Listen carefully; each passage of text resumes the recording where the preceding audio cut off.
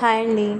ఈ వీడియోలో అయితే మేము సింపుల్గా మా స్టైల్లో చేసుకునే సొరకాయ పాలకూర, గోంగూర, పచ్చిశనగపప్పు కూర అయితే చూపిస్తాను.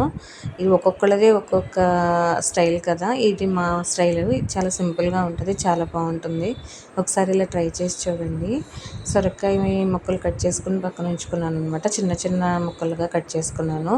ఇంకా తాలింపు వేసేసుకొని దానిలో పచ్చిమిర్చి, ఆవాలు, జీలకర్ర, నేను ఎక్కువ పప్పులు ఎక్కువ వేయనండి.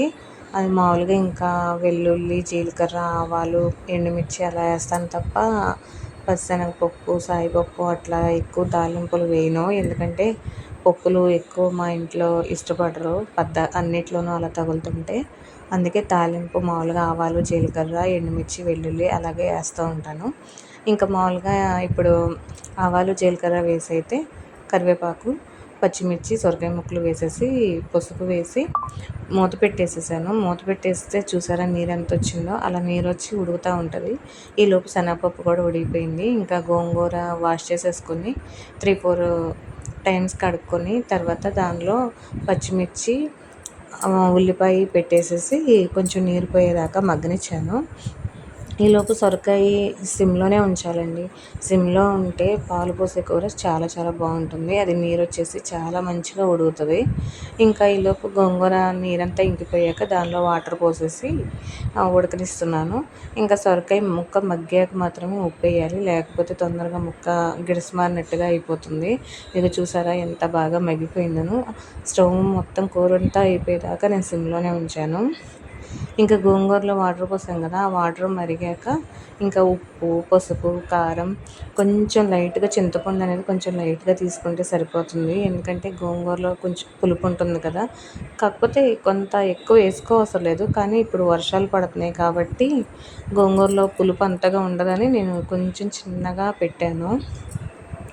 ఈలోపు ఇంకా పప్పు గుత్తో మెదుపుకుంటూ ఉంటే అదైతే ఉడికిపోతుంది. ఈలోపు సొరకాయ కూడా నీరు మొత్తం అయిపోయింది. తర్వాత కారం వేసేసి కొంచెం మగ్గాక ఇంకా మగ్గుతూ ఉండగా అయిపోయాక కరివేపాకు తాలింపులోనే కాకుండా ఇలా విడిగా కూడా వేసుకుంటే స్మెల్ బాగా వస్తాయి కూరలు అనేవి. ఇంకా తర్వాత బాగా మగ్గిపోయింది.